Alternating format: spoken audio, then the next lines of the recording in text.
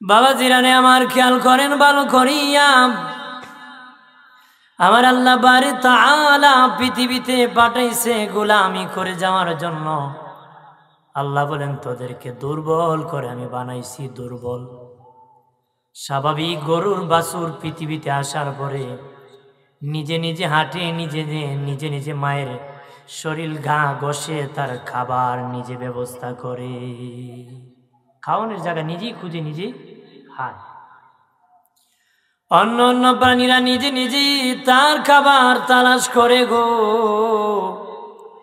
কিন্তু আমরা মানুষের বাচ্চা, মানুষের ঘরে জন্মগ্রহণ করে নিজে নিজে খেতে পারে না, নিজে নিজে হাঁটতে পারে না, নিজে নিজে কথা বলতে পারে না। আল্লাহ খালাকাল ইনসান আল্লামাহুল বায়ান। আল্লাহ বলেন আমি মানুষ বানাইছি আর তার প্রয়োজন মিটে দিয়েছি। আল্লাহ বলেন আমি বানাইছি, যে দেশে পাঠাইছি সেই দেশের ভাষা শিখার জ্ঞান দান করেছি। সুবহানাল্লাহ বলেন না বাবাজি, যে দেশে আল্লাহ আমাকে আপনাকে পাঠাইছে সেই দেশের ভাষা শিখার জ্ঞান আল্লাহ দান করেছে। আস্তে আস্তে মানুষ কথা বলতে পারে, কথা বলতে বলতে স্বাস্থ্য 33 বছর পর্যন্ত বাড়ে। এরপরে 33 থেকে 40 মানুষের ক্ষমতা সমান থাকে। 40-এর পরে আবার ভাঙ্গন শুরু হয়, ভাঙতে ভাঙতে এত দুর্বল হয় নিজে আর হাঁটতে পারে না, নিজে খেতে পারে না, নিজে চলতে পারে না। আল্লাহকে দুর্বল বানাইছি, আবার দুর্বল বানায়া তোরে নিয়ে আনবো। দুর্বল বানাইয়া চলে আসতে হবে। সবল অবস্থায় যাব না, দুর্বল অবস্থায়। দুর্বল এমন আছে নাকি যে কুস্তি মুস্তি করে আজরাইলের কাছ থেকে বাইসে গেছে, বেটা এত সবল, মার কেউ পারে? এলাকাতে আছে না সবল মানুষ, কেউ পারে না। আজরাইলের সাথে পারবো? মানুষ দেখলে আসসালামু আলাইকুম, ওই রে সালাম তো দিছি, ডরে কোন ডরে? কয় হের সালাম না দিলে কোন সময় গুরু চুরিত নাম লেখাইলিব আমার, এই ডরে সালাম দে। এমন মানুষ আছে না? আজরাইল কি তারে ফালাই যাইব? আজরাইল আজকে তোমার লুই যাইব, থইয়া যাব। বন্ধুরে আমার খেয়াল করেন ভালো করিয়া, ও বাবাজি মাঠের মধ্যে ছেলেরা যখন খেলাধুলা করে রেফারি বাঁশি বাজায় দেয়, খেলা শুরু হয়ে যায়, পার্সাপার্সি শুরু হয়ে যায়। কে জিতবে, কে গোল দিবে, কে হারবে, টালাটালি করতে করতে রেফারি বাঁশি বাজায় দে। সময় নাই, সময় নাই, সময় শেষ হয়ে গেছে। এর ভিতরে যারা গোল দিবে তারা জিতবে, যারা দিতে পারে নাই তারা হারবে, যারা হারবে তারা আর কোনোদিন জিতবে না, যারা জিতবে তারা আর হারবে না। বাবাজি আল্লাহ পৃথিবীতে আমাদেরকে পাঠিয়ে দিয়েছে, হায়াত পাওয়ার পরে আমরা এই হায়াতে জিন্দেগির মধ্যে ঘুরাইতেছি। কে কোটিপতি হব, কে লাখপতি হব, কে ধনী হব, এই করতে করতে করতে করতে হঠাৎ মালাকুল মউত নামক রেফারি বাঁশি বাজায় দিবে, সময় নাই। বাঁশি বাজায় দিবে কি? এই বাবুরা কথা না, ও সাপ কথা কেউ না। বাবাজি আজরাইল যখন রূহ কবজ করে ফেলবে, বাঁশি বাজায় দিবে। যারা ঈমান নিয়ে মরবে তারা আর বেঈমান হবে না, যারা বেঈমান হয়ে মরবে তারা আর ঈমানদার হবে না, যারা বেআমলদার হয়ে কবরে যাবে তারা আর আমলদার হবে না, যারা আমলদার হয়ে কবরে যাবে তারা কোনোদিন বেআমলদার হবে না রে। হবে নাকি? ঈমান আর আমল কবরে নিয়ে যেতে হবে, নতুন করে আর কিছু করা যাবে? বানের দুস্থ বুজুর্গরা রে, এই জন্য ইমাম গাজ্জালি রহমাতুল্লাহ আলাইহি বলেন লুকিং গ্লাস, অর্থাৎ আয়নার দিকে তাকে দেখো, আয়নার দিকে তাকে ওনার সুন্দর চেহারা দেখার জন্য উনি বলেন তাকে দেখো, তোমার সাদা কালো চুল সাদা হয়ে গেছে, কালো দাড়ি সাদা হয়ে গেছে, চেহারার মধ্যে লবণতা এসে গেছে। তাল গাছলে তাল পাকলে গাছে থাকে না, জোনা নাইকেল গাছে থাকে না, পাকনাম গাছে থাকে না। বান্দা তোর পাকা ধরেছে, এই দুনিয়া তাকার জাগা নারী। তোমারও পাকা ধরেছে, এই দুনিয়া তাকার জায়গা। তাকার জায়গা মাহফিলের ভিতরে কথা বোঝা যায় না, স্পষ্ট অস্পষ্ট হয় নাকি? বোঝা যায় তো?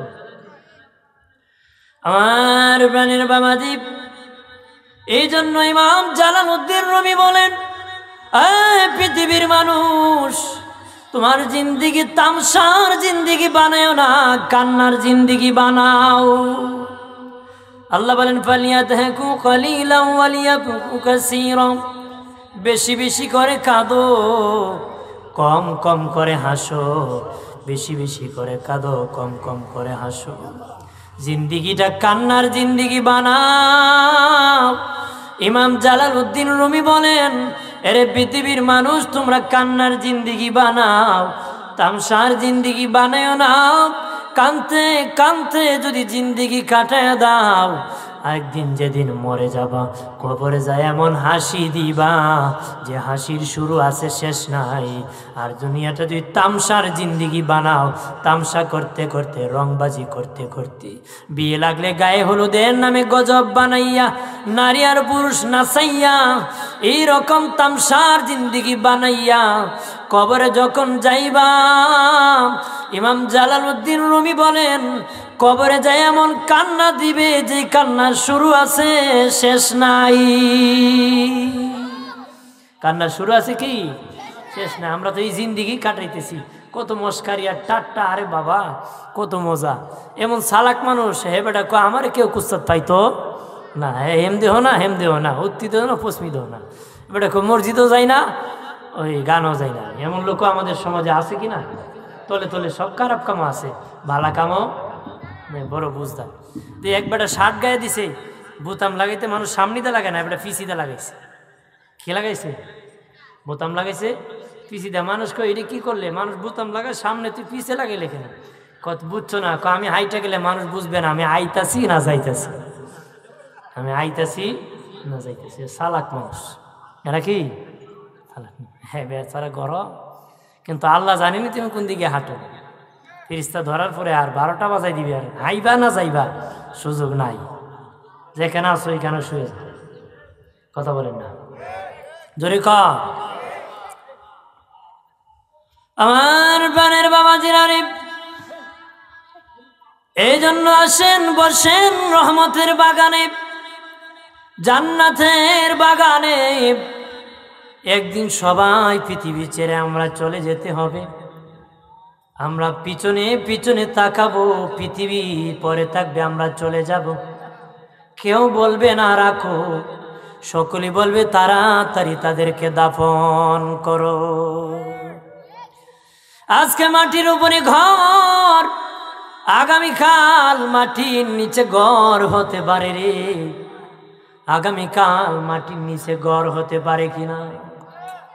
হতে পারে কিনা? এমন কোনো মায়ের বেটা নাই যে আমি আর ওই মাটির নিচে ঘরে যাব না। তবে ঘরে যাওয়ার পরে মাটি তোমার দেহ খেয়ে ফেলবে, মাটি তোমাকে খেয়ে ফেলবে। আল্লাহর কসম খেয়ে বলি রে মুসলিম জনতা, ওই মাটিও একজনের গোলাম, তিনি হলেন আমার আল্লাহ। যদি তুমি আর আমি আল্লাহর গোলাম হতে পারি, মাটির বাবারও ক্ষমতা নাই তোমার আমার দেহ খাবে। আল্লাহর গোলাম হতে পারলে মাটির বাবারও ক্ষমতা নাই তোমার আমার দেহ খাবে। তবে আল্লাহর গোলাম হতে হবে। কার গোলাম হতে হবে? আল্লাহ। তবে খেয়ে ফেলবে যদি না গোলাম হও। কার গোলাম হতে হবে? আমার প্রাণের বাবাজি, আল্লাহ বলেন, মিনহা খলাকনাকুম ওয়া ফিহা নুঈদুকুম ওয়া মিনহা নুখরিজুকুম তারাতান উখরা। আল্লাহ বলে, যে মাটি থেকে বানাইছি সেই মাটিতে রাখবো, ওই মাটিতে খেয়ে বিচার দিবসে উঠাবো। মাটিতে কি? আল্লাহর নবী বলেন, এই আয়াত দিন 20 বার যদি খেয়েও তেলাওয়াত করতে পারে, দৈনিক 20 বার যদি কেউ তেলাওয়াত করতে পারে, নবীজি বলেন ওই ব্যক্তির অন্তরে মরণের ভয় জারি হয়ে যাবে, কবরের ভয় জারি হয়ে যাবে, মৃত্যুর ভয় জারি হয়ে যাবে।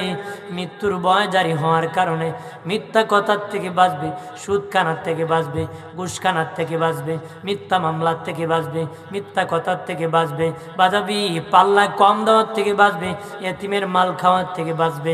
যে ব্যক্তি মরণের ভয় জারি হয়ে যায়, বাহিরের ভিতর রঙিন রাসূলুল্লাহর সুন্নতি নববী নূরের আলোতে আলোকিত হয়ে যায়, এই ব্যক্তি মরণের ভয় জারি হওয়ার কারণে লোকটা ওলি আল্লাহ হয়ে যাবে।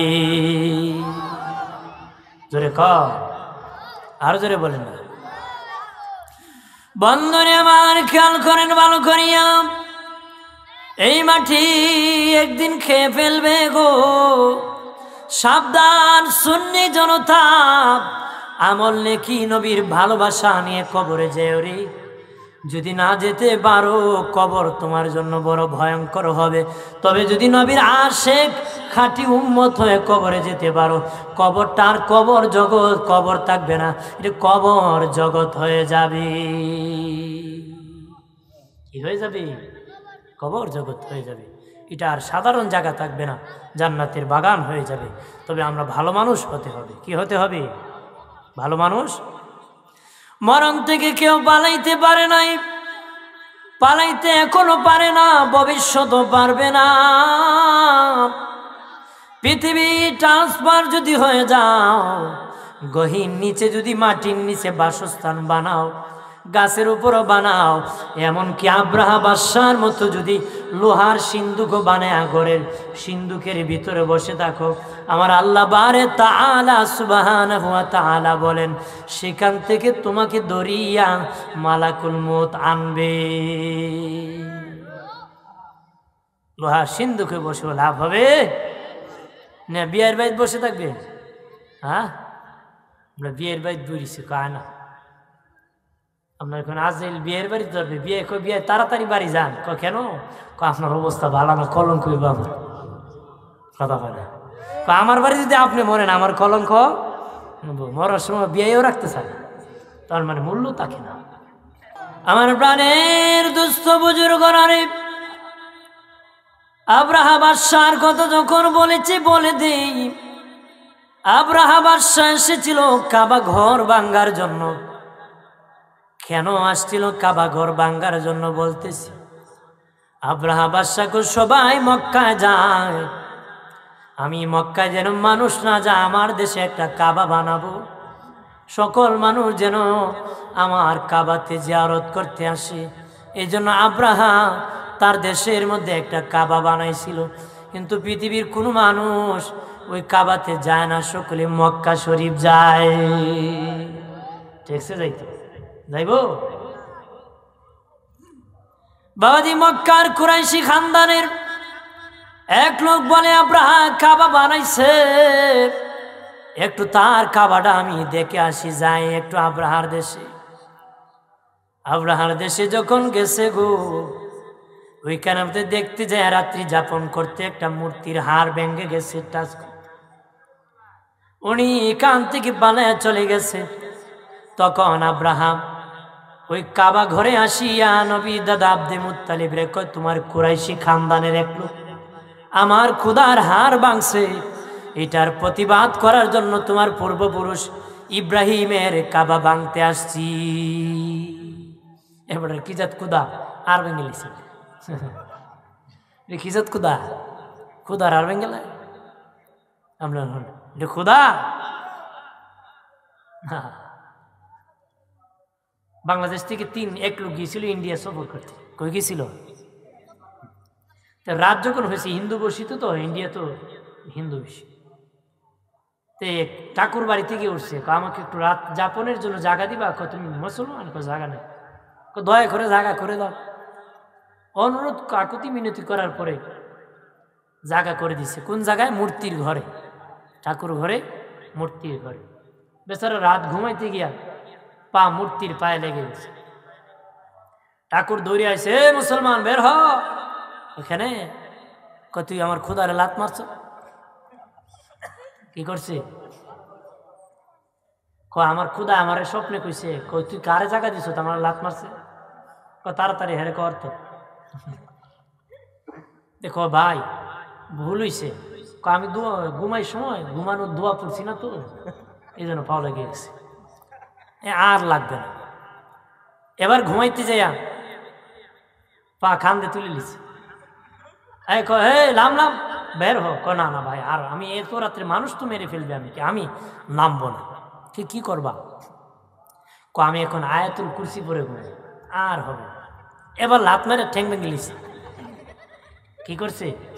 পা ভেঙে ফেলছে। বিশ্ব হুজুর আসছে নাকি আজকে, যিনি সভাপতি পীরজাদা আওলাদ রসুল শাহ সৈয়দ জাবির আহমদ সাহেব পীর সাহেব হুজুর মাসিয়াতা দরবার শরীফ, মারহাবা বলেন, আরো জোরে বলেন মারহাবা। নারে তাকবীর, নারে রিসালা। আলহামদুলিল্লাহ। আসসালামু আলাইকুম।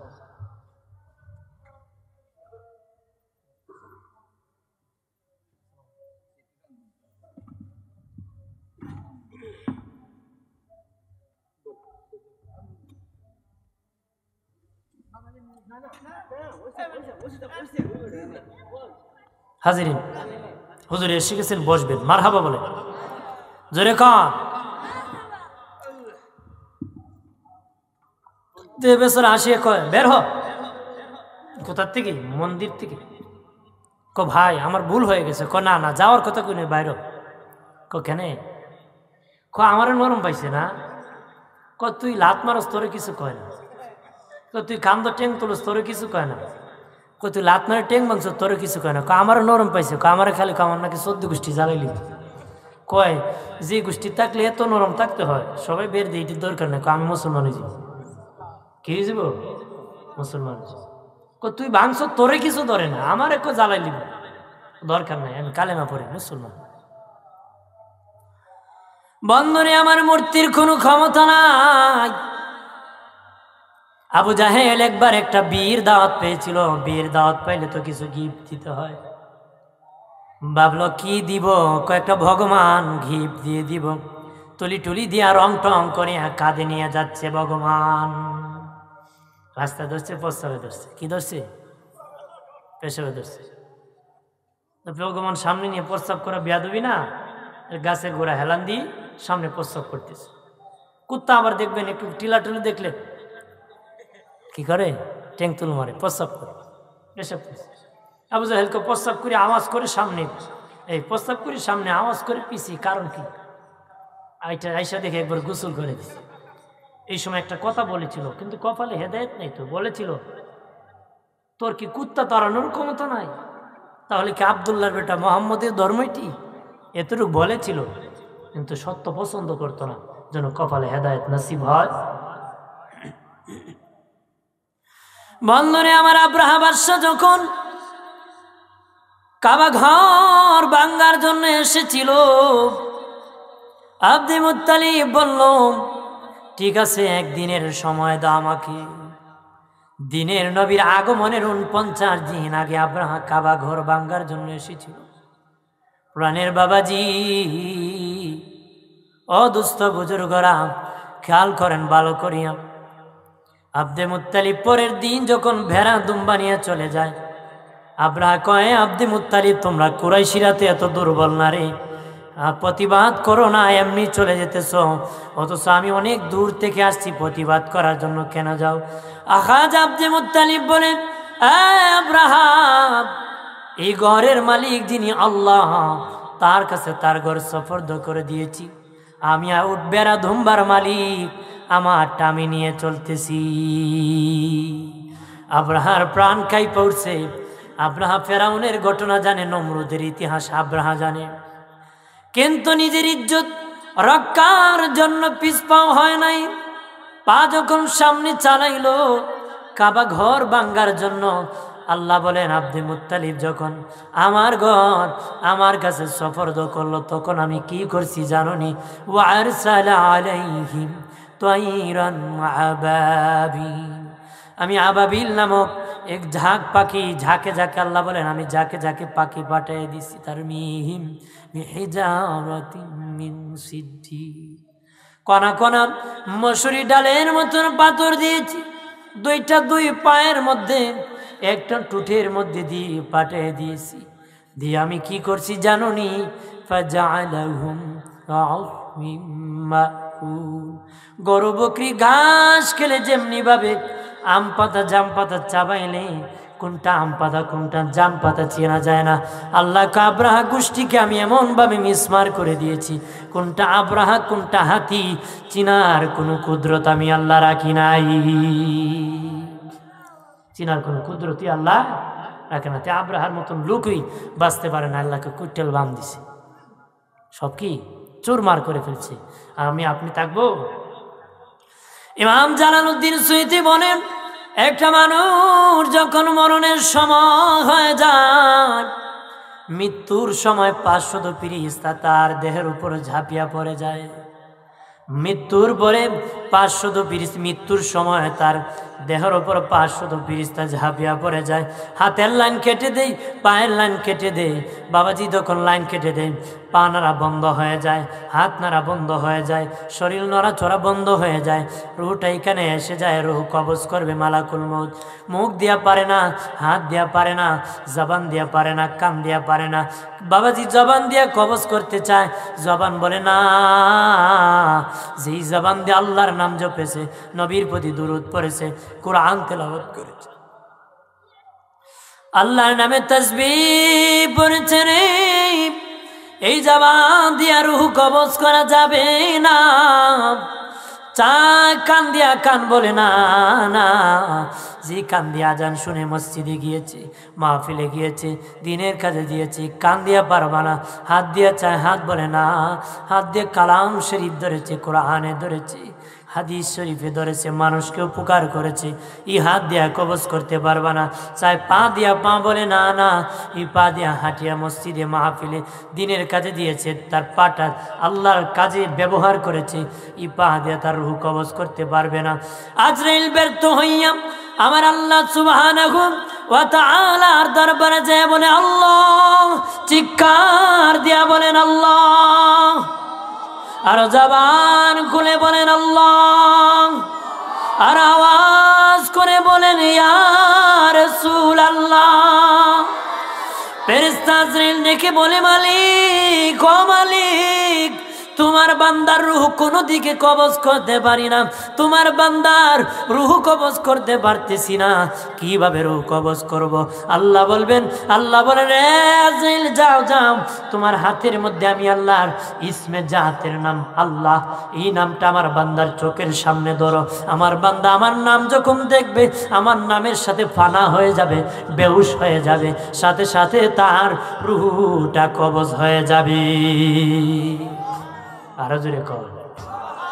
দ্বিতীয় বর্ণনায় আছে আজরাইলের এক ডানার মধ্যে জান্নাত আছে, জান্নাত দেখাইবে, জান্নাত দেখে দেখে তার রূহটা কবজ হয়ে যাবে।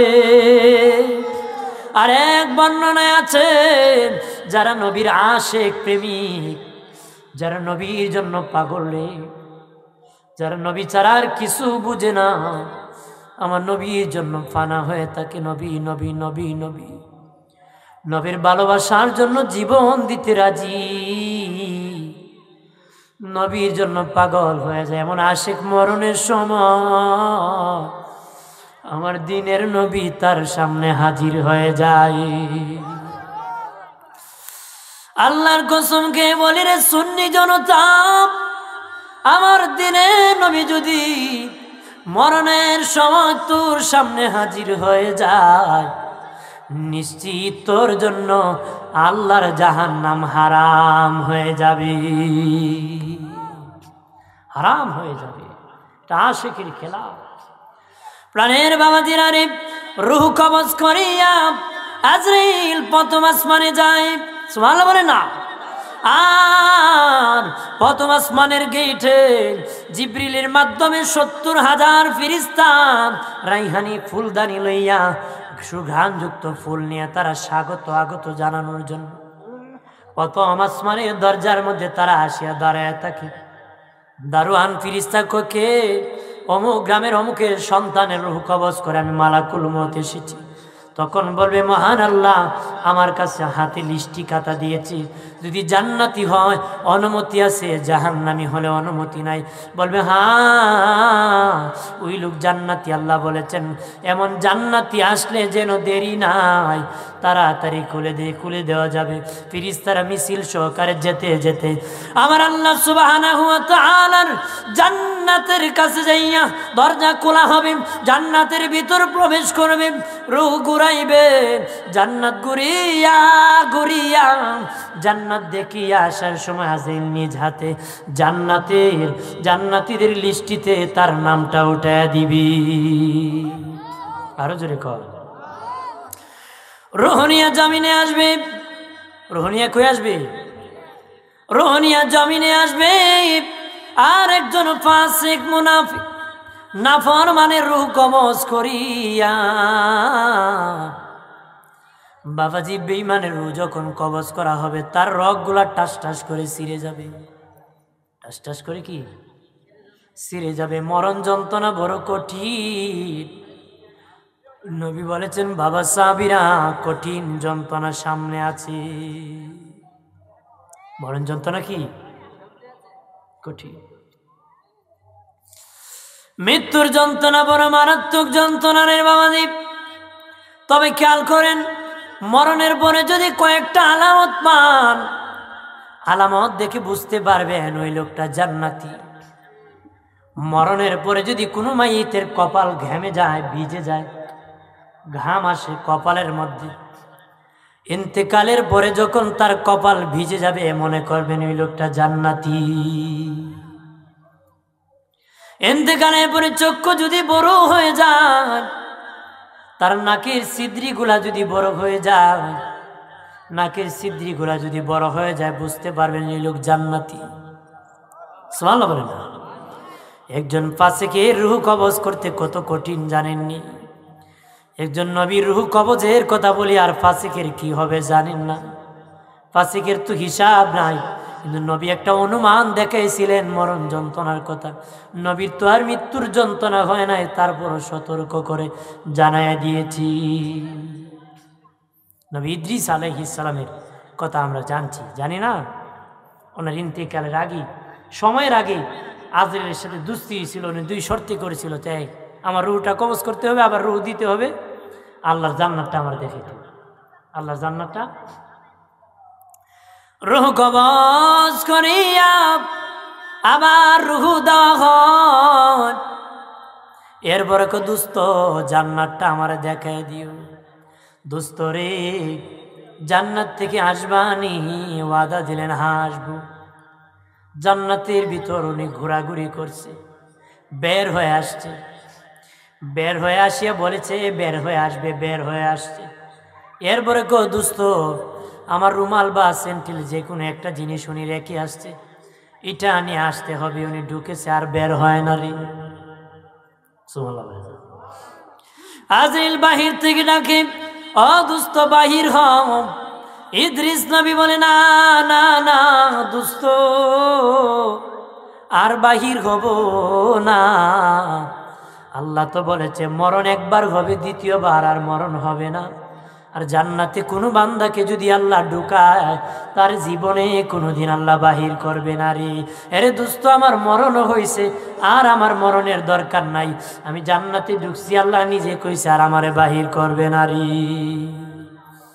আল্লাহ তো কইছে আর বাহির করবে না, একবার ঢুকাইলেন। আল্লাহ ডেকে বলেন, আরে আজরাইল, ডাকাডাকির দরকার নাই। আমার ইদ্রিসের ইন্তিকাল হয়েছে, গোসলের দরকার নাই, কাফনের দরকার নাই, জানাজার দরকার নাই, কবর দরকার নাই। আমার ইদ্রিস নবীকে আমি ডাইরেক্ট জান্নাত দান করে দিলাম। ওই ইদ্রিস নবী জিন্দার পরে জিজ্ঞাসা করা হয়েছিল, নবী মরণ কেমন কষ্ট হয়েছিল? নবী বলেছেন, একটা জিন্দা ছাগলকে যদি লটকায়া, একটা জীবন্ত মানুষকে যদি উল্টা লটকায়া তার পা থেকে চামড়া নিচের দিকে ছিলানো হয়, তার যত যন্ত্রণা হয় এসে বেশি যন্ত্রণা হয়, 70 গুণ বেশি যন্ত্রণা হয়, কঠিন যন্ত্রণা। বাদী ফাসিকের রূহ লইয়া আজরাইল প্রথম আসমানে গেলে অনুমতি দিবে না। রূহ লইয়া জমিনে আসবে। জমিনের দরজা আছে 6 মাইল পর্যন্ত নরম মাটি, এরপরে তামার পাহাড়, সীসার পাহাড়, লোহার পাহাড়, 28 মাইল নিচে সিজ্জিন, তারপরে জাহান্নাম। ওই জাহান্নামের দরজা খুলে যাবে, রূহ লইয়া জাহান্নামের ভিতর ঢুকবে, ঘোরাঘুরি করবে, ঘোরাঘুরি করবে। রূহ নিয়া জমিনে আসবে, ঘোরাঘুরি করতেছে, কেউ বাঁশ কাটতেছে, কেউ কাফন কিনতে গেছে, কেউ গরম পানি করতেছে, কেউ হাউমাউ করে চিৎকার দিয়ে কান্নাকাটি করতেছে। নবীজির বিবি আমাদের আম্মা আয়েশা সিদ্দিকা রাদিয়াল্লাহু তাআলা আনহা নবীকে জিজ্ঞাসা করেছিলেন, ইয়া রাসূলুল্লাহ, নবী, ও দিনের নবী, আমি আয়েশা জানতে চাই গো, মানুষের ইন্তেকালের পরে খুব যন্ত্রণার সময় কোনটা? খেয়াল করো রে বাবাজি, খেয়াল করো, চোখের পানি ছাড়ার চেষ্টা করো। এই চোখের পানি যদি ছেড়ে দিতে পারো, এই চোখের পানি জাহান্নামের আগুন নিভায় দিতে পারে। নবীজি বলেন, আয়েশা রে, আরে আয়েশা, মানুষের ইন্তেকালের পরে প্রথম যন্ত্রণা হলো না আয়েশা, ইন্তেকালের পরে যখন তার গায়ের জামাগুলা টানিয়া টানিয়া খুলে ফেলে দেয় আয়েশা, লঙ্গিগুলা যখন টানিয়া টানিয়া খুলে, প্যান্ট সেলোয়ার যখন টানিয়া টানিয়া খুলে ফেলে, গেঞ্জি কেসি দিয়া কাটা শুরু করে দেয়। নবী বলেন, আয়েশা, আরে আয়েশা, তখন মুর্দার রূহ চিৎকার দিয়ে কান্দিয়া কয়, বাবা, আমার আর কিছুক্ষণ লুঙ্গিটা পরতে দে, গেঞ্জিটা গায়ে দিতে দে। আলমিরাতে কত লুঙ্গি আছে, কত গেঞ্জি আছে, জীবনে তো আর কোনোদিন বাবা এগুলা গায়ে দিব না রে, আমাকে কিছুদিন, কিছু সময় এই লুঙ্গি আর এই গেঞ্জিটা পরতে দাও, জীবনে তো আর পরবো না। নবী বলেন, আয়েশা রে, পৃথিবীর কেউ মানে না, পৃথিবীর কেউ মানে না, পৃথিবীর কেউ মানে না, জোর করিয়া কাটিয়া কাটিয়া টানিয়া টানিয়া কুলে ফেলে দে। আর মুর্দার রূহ চিৎকার দিয়ে কান্নাকাটি করে রে আয়েশা, কিন্তু পৃথিবীর কেউ মানে না। নবী বলেন, আয়েশা, ইন্তেকালের পরে এই হলো প্রথম যন্ত্রণা। একটু চিল্লা জবান খুলে বলেন আল্লাহু আকবার। নবী বলেন, আয়েশা রে, 2 নম্বর যন্ত্রণা হলো যখন মাইয়িতকে উঁচু জায়গা থেকে নিচু জায়গায় নামায় দেওয়া হয়, খাটিয়া থেকে যখন তার নিজের খাট থেকে নামায় দেওয়া হয়। আমাদের দেশে ইন্তেকালের পরে মানুষ যে কাঠ ইন্তেকাল করে সেটা না রাখে, নিচে ঢালাইতে রাখে।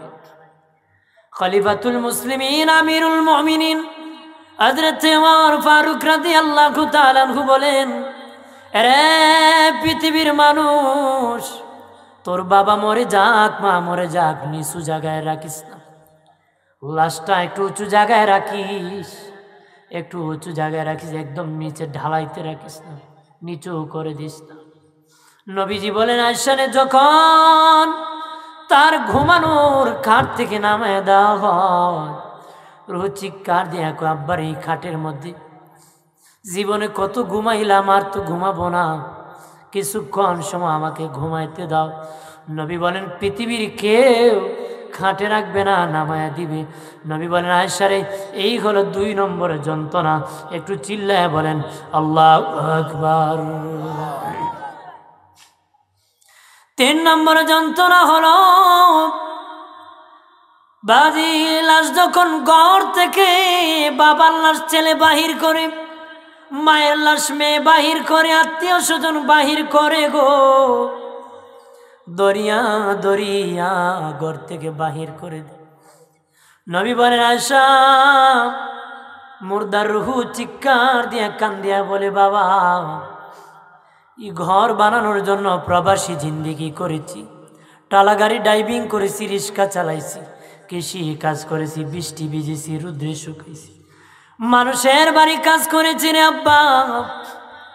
এই ঘর বানাইতে সীমানা কত টালাটালি করছি, আমি তো আর জীবনে কোনোদিন এই ঘরের মধ্যে আর ঘুমাবো না, কিছুক্ষণ সময় আমাকে ঘরে থাকতে দাও, কিছুক্ষণ সময় আমাকে ঘরে থাকতে দাও। নবী বলেন, আয়েশা পৃথিবীর কেউ মানে না তার বাবাকে আর ঘরে রাখবে না, ঘর থেকে বাহির করে দেওয়া হয়। যখন বাহির করে দেওয়া হয়, রুহ চিৎকার দিয়ে কান্নাকাটি করে। এই হলো 3 নম্বর যন্ত্রণা। একটু চিল্লায় বলেন না আল্লাহু আকবার। ঘরে রাখবে নাকি কাউকে? আরে বাবা, হাসপাতাল মরলে তো আর ঘরেই ঢুকায় না, ঢুকায় নাকি? ঘরে ঢুকা ডাইরেক্ট মসজিদের খাটিয়া নিয়ে বাড়ির আঙ্গিনায় রেখে। আমাকে এক বেচারা দাওয়াত করে নিয়েছে, তার বাবা মরে গেছে, গিয়ে দেখি খাটটাকে উল্টাই রাখছে। যেই খাটে বাপ মরছে, যে খাটে বাপ মরছে, খাটটা উল্টাই রাখছে। এমন উল্টাল কেন? শুনছি হুজুর রুহ নাকি আসে ডিস্টার্ব করবে, ক্ষতি করবে নাকি। আহা আহা, অথচ লক্ষ লক্ষ টাকার সম্পদ সন্তানকে দিয়ে গেছে উপহার হিসাবে। অথচ যে খাটে সে ঘুমাইছে, সে ঘুমাবে দূরের কথা, খাটটা উল্টে গেছে। রুহ নাকি আসবে, তাকে খেয়ে ফেলে। আমি কইছি সর্বনাশী, ঘর থেকে বাগের মেয়ে হালায় এখানে এখানে রুহু গায়েবের ঘরটা নিয়ে যায়। তখন করলাম এইরকম কুসংস্কার এই কথা সমাজে প্রচার করবেন না। রুহু কারো ক্ষতি করে, নিজের ক্ষতি নিজে আনলে তো ক্ষতি হবে। নিজে দোয়া করো, আল্লাহর কাছে মাফ চাও। কথা বলেন বলেন সাল্লাল্লাহ সাল্লাল্লাহ ওয়াসাল্লাম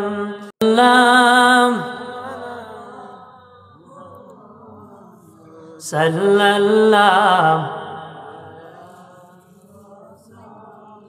আমল নামায় দুরুদ শরীফ বেশি যার, হাসরের দিন সুপারিশ আগে তার। সাল্লাল্লাহ, দমন করে বলি সাল্লাল্লাহ সাল্লাল্লাহু আলা সাল্লাল্লাহ। আর বানের বাবা দিনারে জানাজা কমপ্লিট হওয়ার পরে কবরে নামাই দিয়া মাটি চাপা দিয়ে যখন সকল চলে যায়, তখন কবরে মানুষকে জিন্দা করা হয়, কি না? জিন্দা করার পরে উঠিয়া দেখবেন বায়ু নাই, বাবা নাই, বউ নাই, আছে কেউ? বিবি নাই।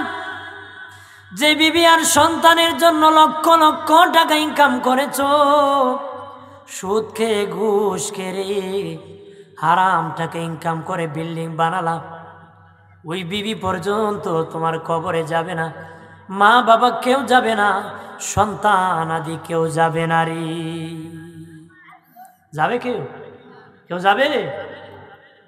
এক বেচারা আসিল, সাধারণ 2 ভাই, তারা একজন সুদ খায় আর এক বেচারা হুজুরের কাছে চলে, মনে করেন আমাদের পিসা হুজুরের মুরিদ হয়েছে, সান্নিধ্যে যে ভালো হয়ে গেছে। কি হয়েছে?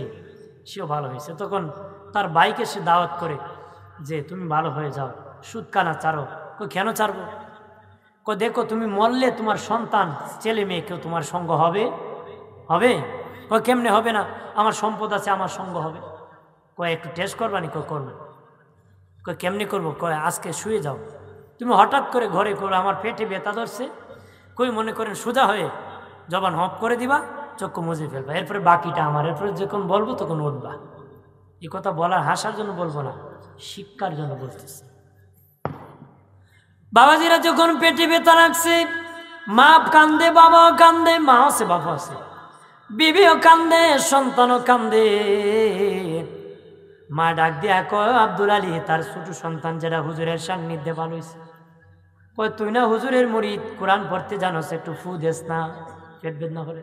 কয় না, এবার একটা ফু দিয়া কয়, আম্মা, আমার বাবা, মা, বাবি, ও আমার বাতি যারা কোথায় আসো, আমার ভাইয়ের কঠিন ব্যথায় ধরছে, কঠিন ব্যথা, ব্যথা আমার হাতে আসছে।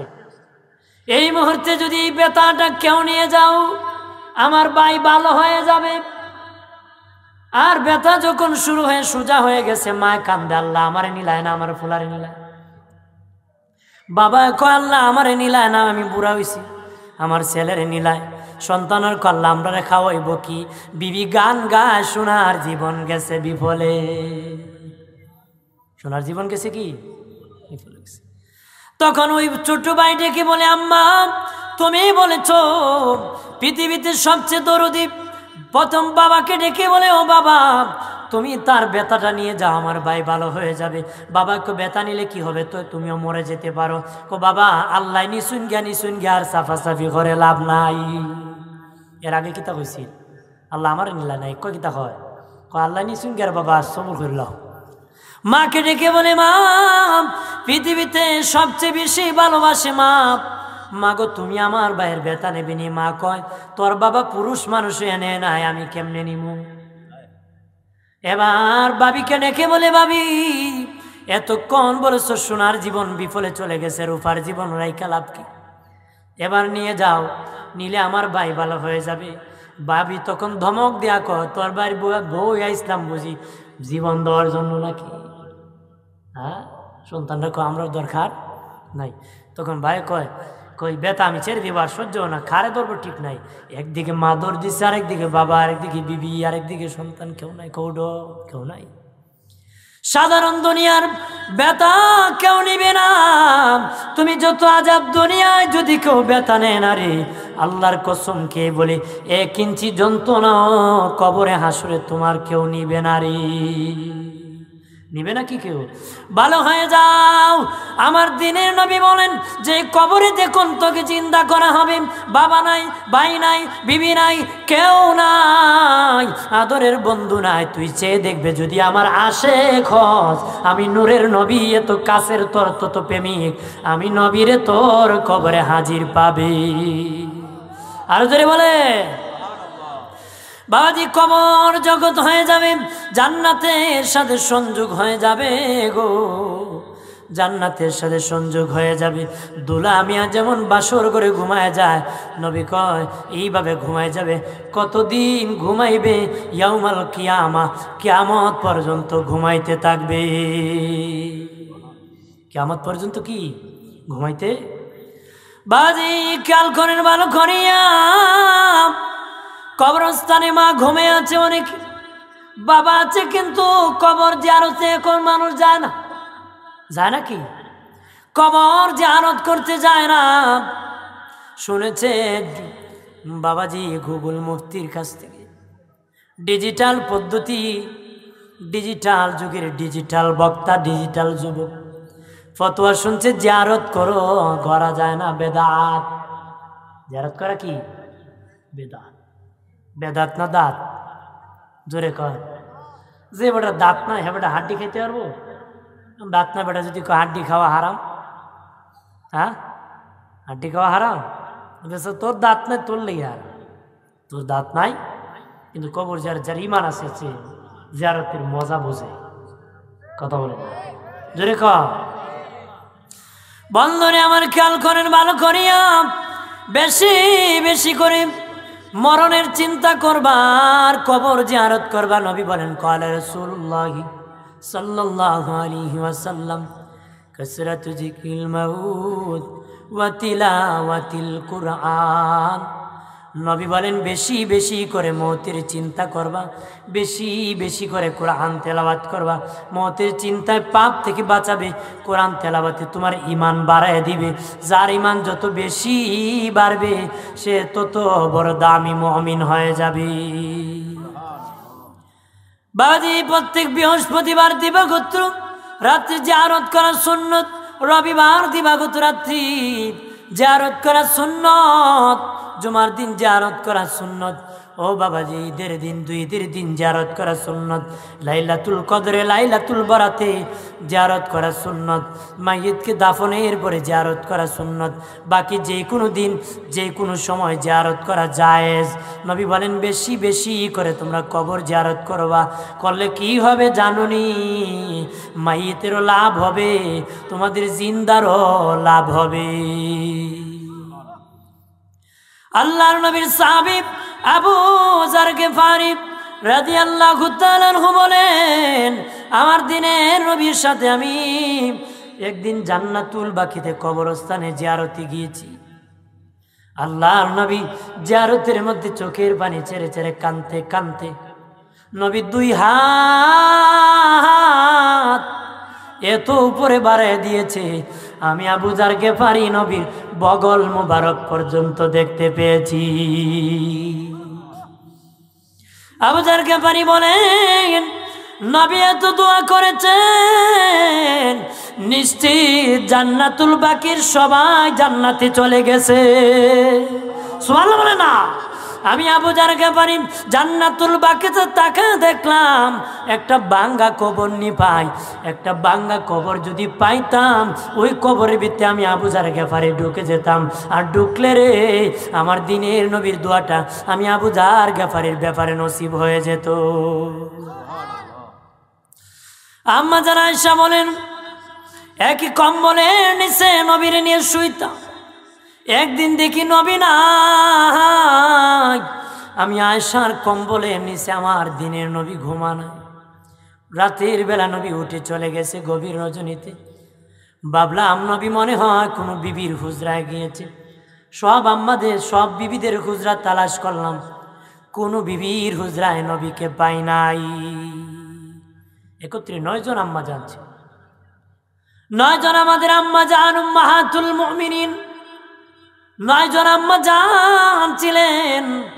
কোনো আম্মা বলতে পারেন নাই নবী আমাকে কম ভালোবাসে, ওনাকে বেশি ভালোবাসে। 9 জন আম্মা জানের ভিতরে কোনো মা বলতে পারে নাই নবী ওনারে বেশি ভালোবাসে, আমারে কম ভালোবাসে। আর তোমার একলা বিবি বিচার দেয়, আমার সময় দেয় না, ফোনে ফোনে সময় দেয়। বড় গজবের ফেসবুকে লাগাই দিছে। আহা, হ্যাঁ রে বাঙালি, গজবের ফেসবুকে কত বাবার সম্মান গেল, কত বেটার বউ গেল, কত খানা জোরে ক। আগে মানুষ কইতো অমুকের মেয়ে বাগছে, এখন মানুষ অমুকের মেয়ে বাগছে কয় না, অমুকের বউ বাগছে। বউ বাগে, কারণ প্রতারক তো মা বাবার সাথে প্রতারণা করে, বিদেশ থেকে অ্যাকাউন্ট বোন নামে দেয়, বিডি গাড়টি আড়াইয়া চলা লইয়া যাবে। এই জন্য আগে কত মুখের মেয়ে বাগে, এখন বউ বাগে, কারণ ডিজিটাল পদ্ধতি তো। হ্যাঁ, বাপের না 12টা বাজায় দিব, আমও যায় সালাও যায়, আমও যায়। দোস্ত বুজুর্গানারে আমার 9 জন আম্মা যান, কোনো আম্মা বলতে পারেন নাই নবী আমাকে কম ভালোবাসে, ওনাকে বেশি ভালোবাসে। আপনি 2 বিয়া করলে, এক বিবি গ্রামের ভাঙ্গা গড়ে, আরেক বিবি ব্রাহ্মণবাড়িয়া শহরে। ইনসাফ নাই, গজব জাহান্নামে। একদিন আমাদের 9 জন আম্মা যান একত্র হইয়া নবীকে বলে, ইয়া রাসূলুল্লাহ, নবীজি বলবেন নি গো কারে বেশি আপনি ভালোবাসেন? আমরা 9 জনের মধ্যে কাকে বেশি ভালোবাসেন বলেন। নবী বলেন, আগামীকাল বলবো কারে আমি বেশি ভালোবাসি। এই দিন রাত্রে নবী আম্মাজান আয়েশার হুজরায় 2টা খেজুর দিয়েছে, আম্মাজান সাউদার হুজরায় 2টা খেজুর দিয়েছে, জাইনাব বিনতে জাহাসের হুজরায় 2টা খেজুর দিয়েছে। 9 জন আম্মাজান হুজরায় যায় নবী 2টা করে খেজুর দিয়েছে। পরের দিন একত্র হয়ে সব আম্মাজান বলে, নবীজি গো বলেন গো কারে বেশি ভালোবাসেন? নবী গো গত রাতে যার 2টা খেজুর দিছি তারে আমি নবী বেশি ভালোবাসি। এমনি আম্মাজান আয়েশা কো আমি, আম্মাজান সাউদা কো আমি, আম্মাজান জাইনাব বিনতে জাহাস কো আমি বলতে বলতে 9 জন আম্মাজান কো আমারে বেশি ভালোবাসে, আমারে বেশি ভালোবাসে। কবর নিয়ে দেখে সবাইরে নবী খেজুর দিছে। সুবহানাল্লাহ। ও সব আম্মাজান কো নবী বুঝি নাই কারে বেশি ভালোবাসেন। সকলকে সমানভাবে আপনি খেজুর দিয়েছেন। নবী বলেন, আমার বিবিরা, আমি নবী যেমনি ভাবে সমানভাবে তোদেরকে খেজুর দিয়েছি রে, আমি নবীও তোদেরকে সমানভাবে ভালোবাসি। আরো জোরে কর। মায়েশা বলেন, কোন বিবির হুজরায় নবী নাই রে। মাঝে মধ্যে নবী গভীর রজনীতে জান্নাতুল বাকিতে জিয়ারতে যেতেন। আমি আয়েশা হাঁটিয়া হাঁটিয়া জান্নাতুল বাকির কাছাকাছি যায় দেখলাম অন্ধকার রাত্রি নবী 2 হাত বাড়ায়া জান্নাতুল বাকিতে কান্নাকাটি করতেছে। আর মুনাজাতের মধ্যে কল্লা আমার নাজিকাইয়া আমার একটা উম্মতকে তুমি জাহান্নামে দিও না রে। নবী মুনাজাতে বলতেছে, আল্লাহ আমাকে না জিজ্ঞেস করে আমার একটা উম্মতকে জাহান্নামে দিও। এইভাবে কাকুতি মিনতি করে নবী কাঁদতেছে। আম্মা জান আয়েশা বলেন, দোয়া যখন শেষ প্রান্তে চলে আসলো, আমি আয়েশা বুঝতে পারলাম দোয়া শেষ হলে নবী আর জান্নাতুল বাকিতে থাকবেন, আমার হুজরায় চলে আসবে। আমি আয়েশা তাড়াতাড়ি আগে আগে হাঁটিয়া জান্নাতুল বাকিতে চলে আসলাম, এই আমার হুজরায় চলে আসলাম। কম্বল গায়ে দিয়ে মুখ ঘুরিয়া ঘুমায়া রইলাম। নবীও তারপরে হাঁটিয়া আসিয়া হুজরায় দেখে আমি ঘুমায়া আছি। আমার নবী দেখে বলে, আয়েশা রে, কিছুক্ষণ আগে তুমি আমার পাশনে জিয়ারতে ছিলা, আর এখন বুঝি আমার দেখাইতেছো তুমি ঘুমে আছো। সুবহানাল্লাহ বলে না। আম্মা জান আয়েশা কম্বল ফেলে দিয়ে মুস্কি হাসি দেয়া, গো নবী অন্ধকার রাত্রি, গো নবী এই অন্ধকার রাত্রিতে আপনার পাশনে দিয়ে আমি জিয়ারতে ছিলাম, কেমনে গো নবী আমারে দেখলেন? সুবহানাল্লাহ। নবীজি বলেন, আয়েশা, আরে আয়েশা, তুমি কি আমাকে অন্য নবীর মতন মনে করছো? অন্য নবীরা সামনে দেখলে পিছনে দেখতো না, ডানে দেখলে বামে দেখতো না, দিনে দেখলে রাত্রে দেখতো না। আমি নবী ফারাইতু মাশারিকাহা ওয়া মাগারিবাহা, পৃথিবীর পূর্ব প্রান্ত থেকে পশ্চিম প্রান্তে যত কিছু আছে, রাত দিন 24 ঘন্টা আমি দিনে নবী সব দেখতে পাই।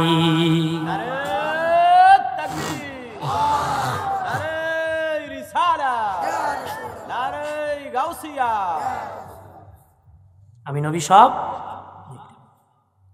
আম্মা জান আয়েশা বলেন, ইয়া রাসূলুল্লাহ, দিনের নবীজি খুব কান্নাকাটি করে মুনাজাত করেছেন, খুব কান্নাকাটি করে মুনাজাত করেছেন গো নবী। ওই মুনাজাতের মধ্যে মহান আল্লাহ সুবহানাহু ওয়া তাআলা আপনাকে কোনো ভালো সংবাদ জানাইছিনি, কোন সংবাদ দিছিনি, আপনি তো এইভাবে কাঁদছেন, আল্লাহ আমার উম্মত রে আমার না জিজ্ঞেস করে জাহান্নামে দিও না। নবীজি বলেন, আয়েশা রে, আরে আয়েশা, আমার আল্লাহ 2টা ভালো সংবাদ আমারে দিছে, 2টা ভালো সংবাদ। 1 নম্বর ভালো সংবাদ, আল্লাহ আমার সাথে ওয়াদা করেছে রে আয়েশা, আমাকে না জিজ্ঞাসা করে কিয়ামতের দিন আমার একটা উম্মতকেও আমার আল্লাহ জাহান্নামে দিবে না রে। আমাকে না জিজ্ঞেস করে আমার একটা উম্মতকে আল্লাহ জাহান্নামে দিবে না। আমার আল্লাহ আমার সাথে ওয়াদা করেছে, আমার না জিজ্ঞাসা করে আমার একটা উম্মতকে জাহান্নামে দিবে না। আয়েশা রে, আরে আয়েশা, 2 নম্বর ওয়াদা, 2 নম্বর ভালো সংবাদ কি জানোনি? আল্লাহ আমার মা বাবা যেদিন ইন্তেকাল হয়েছিল, তারা আমার ধর্ম পড়তে পারে নাই, আমার কালেমা গ্রহণ করতে পারে নাই, তারা মিল্লাতে ইব্রাহিমের উপর ইন্তেকাল করেছে, মিল্লাতে ইব্রাহিমের উপর ইন্তেকাল করছে। আমার মা বাবাকে দোয়ার ভিতর বরজকি জগতে রুহানি হালতে আমার মা বাবাকে জিন্দা করে আমি রাসূলুল্লাহর কালেমা পড়াইয়া ডাবল ইমানদার বানাইয়া আমি রাসূলুল্লাহর উম্মত বানাইছে। আর আমার আল্লাহ আমাকে আল্লাহ ডেকে বলে, কুল নবী আপনি আপনার মা বাবার জন্য দোয়া করুন। আল্লাহু আকবার বলেন না। আল্লাহকে কোন নবী বলেন, রব্বিরহামহুমা কামা রাব্বায়ানি সগীরা। নবী, আপনি আপনার মা বাবার জন্য দোয়া করুন, আপনি আপনার মা বাবার জন্য দোয়া করুন, আপনি আপনার মা বাবার জন্য দোয়া করুন। আমাদের দেশের বন্ড বেদাতি জাহান্নামীরা কয় আমার নবীর মা বাবা নাকি বেঈমান জাহান্নামী। ও সুন্নি জনতা, এই দেশে যদি কোনো ভণ্ড বেদাতি প্রতারক আসিয়া যদি বলে আমার নবীর মা বাবা বেঈমান, সাথে সাথে মাহফিলে দাঁড়ায় কইবে তুই ডাবল বেঈমান। পারবেন না? কারণ যদি না বলেন ওই মৌলবীর কাছে ইমান বিক্রি করে বাড়িতে যেতে হবে, প্রতিবাদ করে যেতে হবে। তুই বেঈমান, দলিল কি? কোনো দলিল দরকার নাই, বিনা দলিলে তুই বেঈমান জাহান্নামী। কথা বলে ঠিক কিনা? জোরে বলে।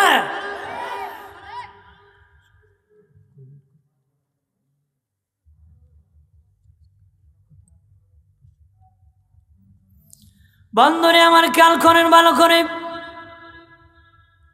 জেনে রাখেন আমার নবীর মা বাবার সেরা মুমিন বেহেশতি। আলহামদুলিল্লাহ বলেন, আলহামদুলিল্লাহ বলেন। আমার নবী দূরের কথা, পৃথিবীর কোন নবী বেঈমানের ঘরে জন্মগ্রহণ করে নাই। পৃথিবীর কোন নবী বেঈমানের ঘরে জন্মগ্রহণ, আমার নবী দূরের কথা, পৃথিবীর কোন নবী বেঈমানের ঘরে জন্মগ্রহণ করে নাই। বলতে পারেন হুজুর ইব্রাহিম নবীর বাবা আজর ঠাকুরের কথা শুনেছিলাম, তাফসীর খুলে দেখেন, বাইনাস সাতার হাসিয়া খুলে দেখেন। আজর ঠাকুর ইব্রাহিম নবীর লালন পালনকারী পিতা। ইব্রাহিম নবীর জন্মদাতা পিতার নাম হলো তারেক। পৃথিবীর কোনো নবী বেঈমানের ঘরে জন্মগ্রহণ করে নাই, সব নবী রহমতের ঘরে আগমন করেছে। আমার নবীও সেরা মুমিন জান্নাতীদের ঘরে আগমন করেছে। তাহলে নবী জিয়ারত করেছে, নবী কি নিজে জিয়ারত করেছেন। জিয়ারত করা নবীর সুন্নত। আমরা কবর জিয়ারত করব, রাজি আছি তো? জোরে কোন রাজি আছে? বেশি বেশি করে জিয়ারত করবা, আর কান্না করবা, মুনাজাত করবা। শেষ কথা আমার, বেশি বেশি করে মুনাজাত করবা, কান্না করবা। বাবাজি কবরের কথা বলি, শেষ করবা, হাসরে আমি যাব না, তবে একটা গুরুত্বপূর্ণ জায়গা বলি, দরকারি কথা। বনি সালমা গোত্রের একটা যুবক ছেলে নবীজির কাছে আসিয়া কই, ইয়া রাসূলুল্লাহ, কত মানুষ মা বলে ডাকে, কত মানুষ বাবা বলে ডাকে। নবী গো, আমার মা নাই, আমার বাবা নাই, আমি মা বাবাকে ডাকতে পারি না, খেদমত করতে পারি না। ও নবীজি, আমার মা বাবা থাকলে না আমি খেদমত করতাম।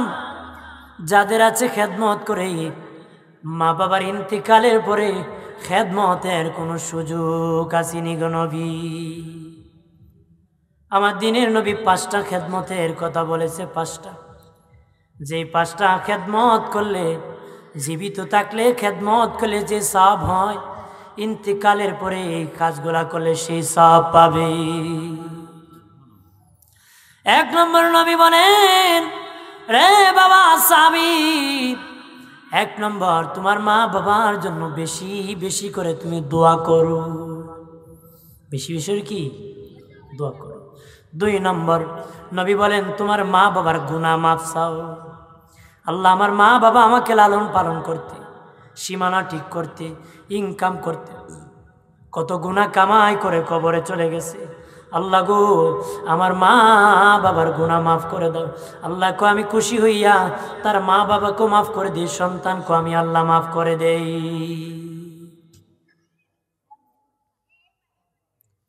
বন্ধুরে আমার 3 নম্বর নবী বলেন, 3 নম্বর উপদেশ হলো খেদমত। 3 নম্বর খেদমতের কথা হলো, তোমার মা বাবার ওসিয়ত থাকলে পূরণ করবা, ঋণ থাকলে পরিশোধ করবা।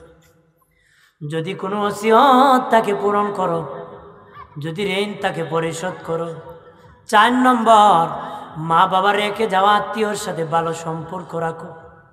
মা বাবা রেখে যাওয়া আত্মীয়, বোনের বাড়ি, ফুফির বাড়ি, খালার বাড়ি, নানার বাড়ি, এই রকম রেখে যাওয়া আত্মীয়র সাথে ভালো সম্পর্ক রাখবা। 5 নম্বর, মা বাবার বন্ধু বান্ধবের সাথে ভালো সম্পর্ক বজায় রাখবা, সালাম করবা, দাওয়াত দিবা, আদর করবা। এই 5টা খেদমত যদি করতে পারো মা বাবার খেদমতের সওয়াব পাবারে। আর যদি মা বাবার ইন্তেকালের পরে সদকা করতে পারো, দান করতে পারো, দান করলে কি হবে, কবরে তোমার মা বাবার আমল নামায় সওয়াব পৌঁছে যাবে। হয়তো তোর মা তোর বাবা জাহান্নামী হয়ে কবরে ঢুকছে, তোর দানের দ্বারা ইবাদত সওয়াব কবরে পৌঁছায় দেওয়ার কারণে নবীজি বলেন একদল উম্মত জাহান্নামী হয়ে কবরে ঢুকবে, হাসরের দিন জান্নাতি হয়ে উঠবে। তারা কারা? নেককার আওলাদ রেখে গিয়েছিল, তারা নেকি দিতে দিতে দিতে আমল নামায় তারা জমা হতে হতে কিয়ামতের দিন যেদিন উঠবে গুনার চেয়ে নেকি বেশি, তার মানে সে জান্নাতি। তাহলে এই সওয়াবের কাজ দুনিয়াতেই করতে হবে। কি করতে হবে? করতে হবে। আমরা করতে রাজি আছি নি? যেরকম রাজি আছি। এই মাহফিল করাইতে লাভ হইছে না লস হইছে? লাভ হইছে না লস হইছে? ধরে ক সওয়াব হইছে না গুণ হইছে? মুর্দাদের লাভ হইছে না ক্ষতি হইছে? এ দেখেন মুর্দাদের রোহের মাগফিরাত।